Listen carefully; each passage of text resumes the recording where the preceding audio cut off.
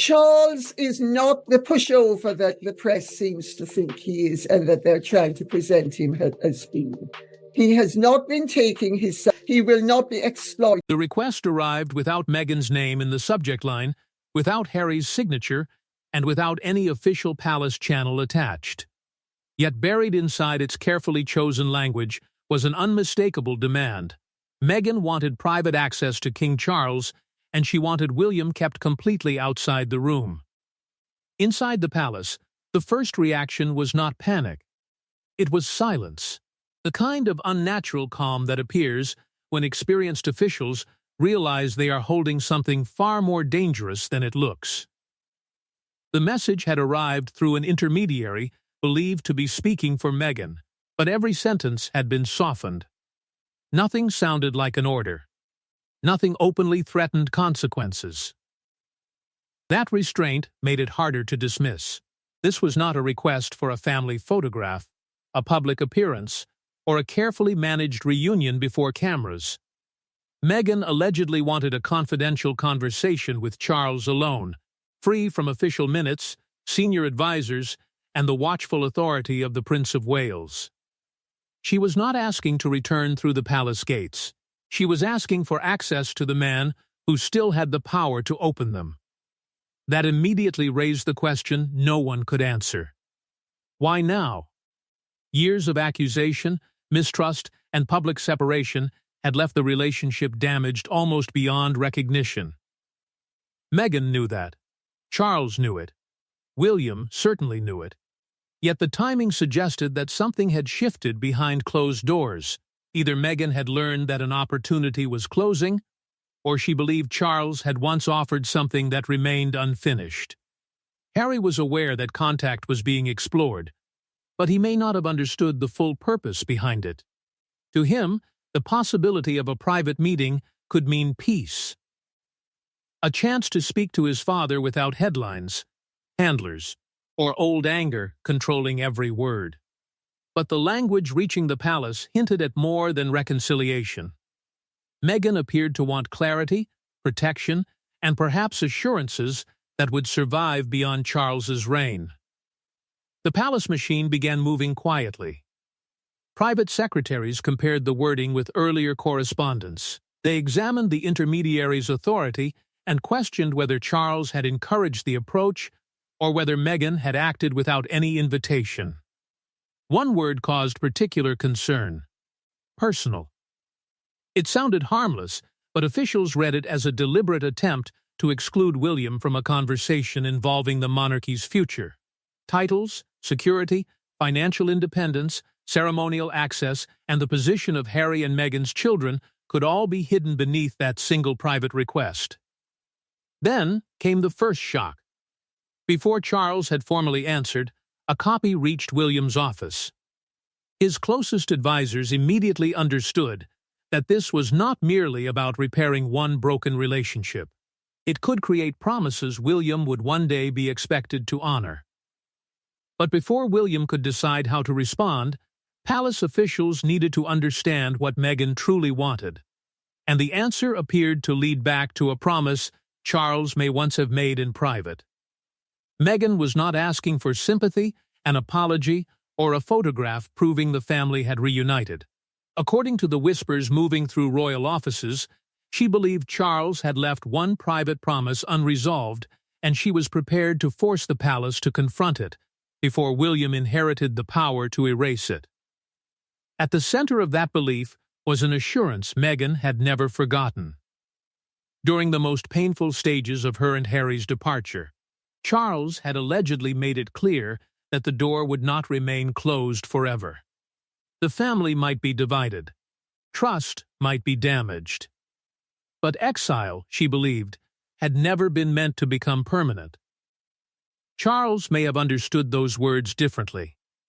To him, private messages, financial support, and moments of warmth may have been attempts to protect Harry during a family crisis. They were acts of compassion from a father who feared losing his son completely. Meghan, however, allegedly saw something more lasting. She saw an unfinished agreement, one that could still influence status, access, and the family's place within the royal structure. That difference in interpretation changed everything. Meghan reportedly understood that Charles's reign offered a narrowing window. While he remained king, personal emotion could still affect royal decisions. Once William became the dominant authority, that window might close without warning. Invitations could disappear. Residences could become unavailable. Titles could face new scrutiny. Ceremonial access could be reduced to nothing more than occasional permission. The private talks were therefore believed to involve far more than reconciliation. Meghan wanted recognition for her children, clear conditions for future royal appearances, stronger security assurances, and freedom to preserve commercial independence without losing every connection to the crown. She also wanted protection from hostile briefings that she believed had shaped her public image for years. But none of those subjects could safely pass through normal palace channels.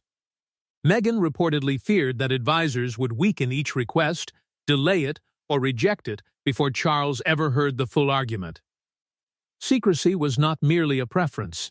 In her mind, it was the only way to reach him before the institution answered for him. Harry stood painfully between both sides. He wanted contact with his father and could see the meeting as a path toward peace. Yet he also knew William would consider any hidden negotiation a direct threat. The monarchy may look like a family from outside, but inside its walls, inheritance turns every private promise into a question of future power. Then, Charles's advisors discovered the condition that alarmed them most. Meghan did not simply want William absent. She allegedly wanted no final summary sent to him until she and Charles had already reached an understanding. That condition transformed a private family approach into something far more dangerous. Because William was no longer being asked to respect his father's conversation, he was being asked to accept its consequences after the decision had already been made. William did not need to hear Meghan's voice to recognize the danger. To him, the secrecy was the message. A meeting hidden from the heir could produce promises Charles might make emotionally, obligations the palace could not contain, and consequences William would eventually be expected to inherit. He did not see himself merely as Harry's wounded brother. He saw himself as the future king, the man who would one day be forced to carry every agreement made before the crown passed to him. That responsibility made the request feel less like reconciliation and more like a carefully placed trap. William knew where Charles was most vulnerable.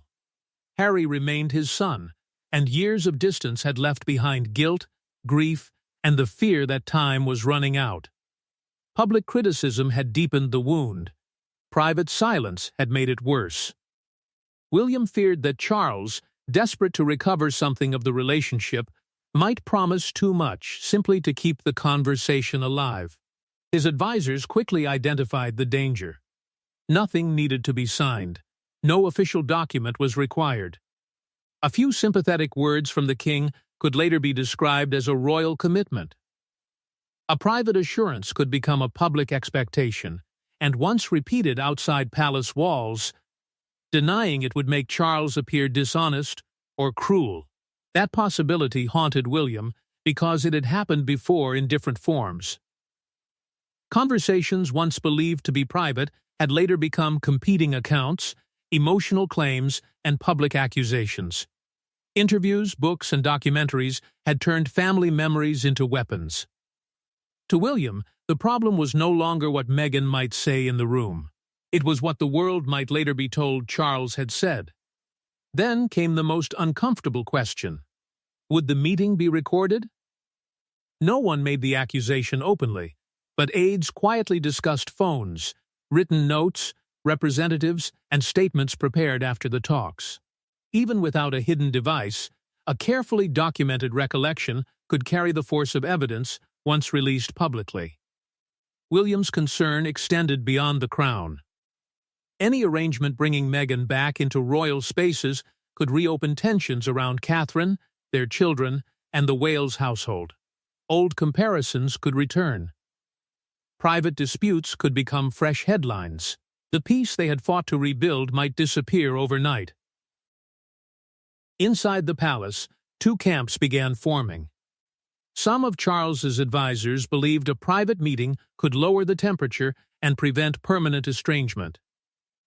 William's office saw something else, a reward for pressure and a route around the very hierarchy Meghan wanted to influence. William demanded the complete chain of communication. Who had begun the approach? Had Harry approved every condition? What did Meghan expect Charles to promise? Why had the message avoided official channels? Then the answer arrived. Charles had not rejected the request. He had quietly asked whether a meeting could be arranged without public attention. William had feared the request might reach his father's emotions, but he was not prepared for what came next. Charles began examining possible locations, and Meghan's secret talks suddenly moved from speculation toward reality.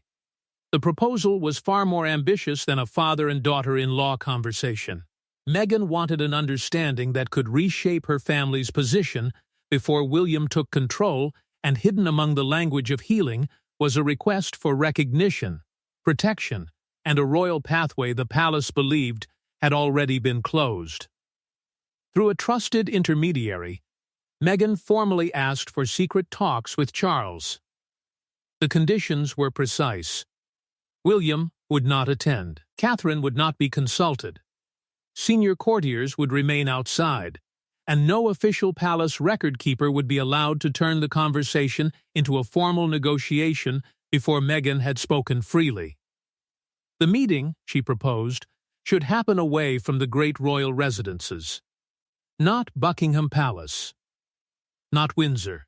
Instead, a discreet private property or lesser-used royal home where arrivals could be controlled, and the atmosphere would feel personal rather than ceremonial. Meghan wanted no grand entrance, no public announcement, and no image that could be interpreted before the discussion had even begun. Her stated purpose sounded simple. She wanted to clear misunderstandings, repair Harry's relationship with his father, and create a path that allowed the Sussex family to reconnect without surrendering the independent life they had built. But beneath those words were demands carrying far greater weight. Meghan allegedly wanted reliable access to Charles, guaranteed invitations to selected family events, and recognition of her children's royal standing. She also sought advance consultation before announcements affecting Harry, herself, or their place within the wider family. Then came the most controversial request. Meghan reportedly wanted reassurance that no future review under William would reduce the titles, styles, or public identity attached to her family. She was not only asking Charles for protection in the present, she was asking him to limit what William might do in the future. The conversation could also reach into Diana's legacy. Letters, personal objects, jewelry, and possessions connected to her carried emotional power for Harry. He feared that items tied to his mother might gradually disappear into royal collections, becoming institutional property rather than part of his private inheritance. Meghan's argument was deeply personal. She believed hostility had been allowed to define her without giving her one protected chance to speak directly to the monarch as family. Harry understood that pain. He wanted the meeting because he still hoped Charles could be reached, yet he became uneasy when he realized Meghan wanted assurances secured before William was informed. Charles was moved by references to separation, grandchildren, age, illness, and the possibility that time was running out. No date was fixed, but aides began discussing security, travel, and a hidden arrival. Then William learned that possible locations and conditions were already being considered. The request had crossed a dangerous line. It was no longer an appeal for healing. It was becoming a secret royal negotiation. For William, that was the moment hesitation ended, because once a location was discussed and conditions were being drafted, the only way to stop the talks was to confront the king before Meghan ever entered the room. William did not ask for the meeting to be delayed. He did not suggest adding advisors or changing the location. He entered the dispute with one uncompromising position. The talks could not happen under secret conditions, and if Meghan refused transparency, Charles must refuse the meeting entirely. The intervention came almost immediately. Once William learned that possible locations were being examined and private conditions were taking shape, he went directly to Charles. This was no longer a discussion between brothers or a disagreement over Meghan. It had become a question of royal authority. Could a reigning monarch privately offer future privileges when the heir would eventually inherit the responsibility for protecting them? Charles resisted the pressure. He argued that listening was not surrender. Harry was still his son, regardless of the bitterness that had divided them, and Meghan remained the mother of his grandchildren. Refusing to hear her before she had spoken could deepen the rupture beyond repair. A conversation, Charles insisted, did not have to become an agreement. William believed that was exactly the danger. To him, Meghan had designed the conditions to isolate Charles at his most vulnerable. William and Catherine were excluded. Experienced advisors were pushed away. No official record would be kept, and any summary would reach the heir only after an understanding had been formed. This was not openness. It was emotional pressure protected by secrecy. William issued his strongest warning. A private assurance involving titles, security, money, residences, royal access, or Diana's possessions could later be repeated as a promise from the king. Even a sympathetic remark might become a public weapon. Once that happened, the monarchy would face an impossible choice: honor an unofficial commitment, or deny it, and appear cruel. Still, William offered an alternative. Meghan and Harry could attend a formal family meeting with written boundaries, several witnesses, and no negotiation over constitutional matters. Nothing said could bind the next reign. Nothing affecting the crown would remain hidden. The response from Meghan's intermediary was resistant. Representatives linked to William, they argued, would make honest conversation impossible. Meghan wanted to speak as family, not face a royal tribunal. Yet that objection only strengthened William's suspicion that secrecy was not protecting the meeting. It was the entire purpose of it. Charles was left trapped between fatherhood and kingship. Accepting Meghan's terms risked destroying William's trust. Rejecting them could drive Harry further away. For a long moment, his silence carried the weight of both choices. Then the decision came. Charles's office confirmed that no private meeting would proceed under the proposed conditions. No residence would be reserved. No commitments would be discussed outside established channels. The message carried the king's authority, but inside the palace, everyone understood who had forced the reversal. When Meghan received it, she realized William had done more than block one conversation. He had proved that Charles could no longer offer her a route around the heir. But the rejection did not close the matter, because inside Meghan and Harry's home, the decision triggered a far more painful question.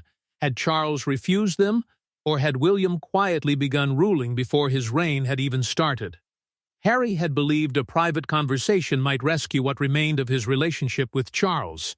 Instead, he watched the opportunity disappear under William's pressure, leaving him furious with his brother, wounded by his father, and increasingly uncertain about how much Meghan had expected to gain from the meeting.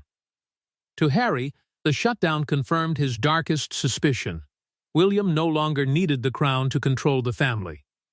He could already influence who reached Charles, which conversations were permitted, and where personal reconciliation ended and royal authority began. Even a private attempt to repair the bond between father and son had been stopped the moment Meghan became part of it. What hurt most was the belief that Charles had initially wanted the meeting. An immediate refusal would have been painful, but clear. Instead, Harry was left imagining that his father had considered listening, perhaps even hoped for peace, before surrendering to William's objections. That possibility felt less like rejection and more like abandonment. Yet, anger soon entered Harry and Meghan's own conversations. He supported her right to speak directly to Charles, but he could no longer ignore the question hanging over the failed proposal. Had excluding William so completely made the meeting impossible before it began? Meghan rejected that argument. William's intervention, she insisted, proved why secrecy had been necessary. Any meeting shaped by his conditions would not have been reconciliation. It would have been an interrogation, with every sentence examined for risk and every emotional appeal treated as a threat to the crown. That difference exposed a deeper division. Harry had wanted emotional repair. He wanted his father back. Meghan allegedly wanted something more durable, protection for their children, security for their status, and assurances that William's future reign could not quietly erase them from royal life.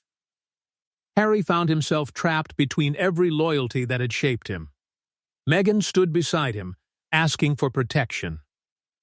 Charles remained the father he feared losing. William was both brother and rival. Catherine represented wounds never fully addressed. Diana's memory remained tied to every argument over inheritance, belonging, and betrayal. And beyond them all were his children, whose identities could one day be shaped by decisions made without their consent. Harry considered bypassing every intermediary and contacting Charles directly. He wanted one answer. Had the king personally refused the talks, or had he simply accepted William's demand? Palace advisors moved quickly. Access tightened. Replies slowed. Future contact was pushed through formal channels, making Harry feel more distant than before. Meanwhile, both sides understood the danger of a leak.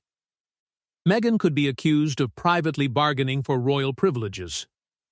William could be portrayed as controlling his father and sabotaging peace. Notes were preserved. Timelines were rebuilt. Competing versions quietly took shape.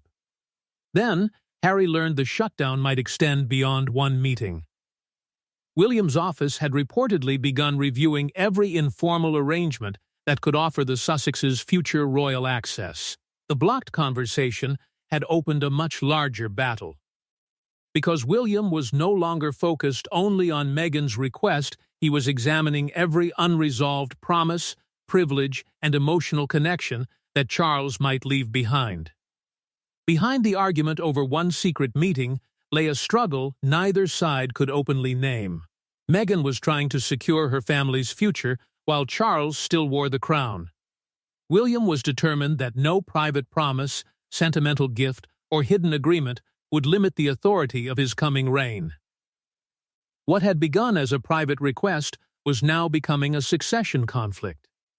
Charles remained king, but William was already acting as guardian of the monarchy he expected to inherit. He was no longer examining only one proposed conversation. His office was reportedly reviewing every unresolved arrangement that might survive into the next reign. Future invitations came under scrutiny. So did ceremonial roles, access to royal residences, financial support, security privileges, titles, and private communication with the king. Even personal possessions became part of the dispute. Nothing could be treated as harmless when a family gift might later be presented as proof of permanent royal recognition. The most emotionally dangerous questions surrounded Diana. Letters, jewelry, private objects, and heirlooms linked to her carried more than material value. They represented memory, legitimacy, and public affection. Harry believed certain pieces belonged emotionally to him and his children. William feared that any informal transfer could become another source of conflict, especially if an object connected to Diana were later used to strengthen a public claim to royal belonging. Meghan reportedly saw the situation with brutal clarity. While Charles remained on the throne, possibilities still existed. Once William and Catherine's authority became absolute, those openings could disappear. Access might become conditional. Invitations could quietly stop. Agreements that were never written down could simply be denied. William saw the opposite danger. He feared Charles might offer concessions out of guilt, leaving the next reign trapped by promises that could not be withdrawn without scandal. One compassionate decision today could become an obligation tomorrow. Inside the palace, factions began to form. Older advisors around Charles favored cautious reconciliation, fearing the king might carry lifelong regret if he closed the door completely. William's team demanded control, consistency, and an end to private exceptions. Catherine remained publicly silent, but her influence was impossible to ignore. William remembered the tension, accusations, and relentless comparisons that had surrounded both women. He would not willingly reopen his household to that pressure. Harry grew increasingly disturbed that his bond with his father was being treated as a threat to succession rather than a human relationship. Meanwhile, aides prepared for the possibility that Meghan might reveal the blocked request through allies, portraying Charles as a grandfather prevented from seeing his family. William's advisors urged silence. No emotional response. No negotiation through headlines. Yet behind that discipline stood Charles, privately asking whether protecting the crown had cost him his final chance to repair the family, and whether William's decision would one day be remembered as strength or cruelty. That unanswered question leads to the final consequence of the shutdown, because the meeting never happened, yet its absence changed every relationship around the crown, and created a silence more dangerous than anything Meghan might have said inside the room. No cameras captured an arrival, no palace door opened, no private promise was spoken across a royal table. Yet the cancelled meeting exposed the true balance of power. Charles still held the crown. Meghan still demanded to be heard. But William had shown who controlled the future. Meghan's request had failed, but the rejection revealed something more important than the meeting itself.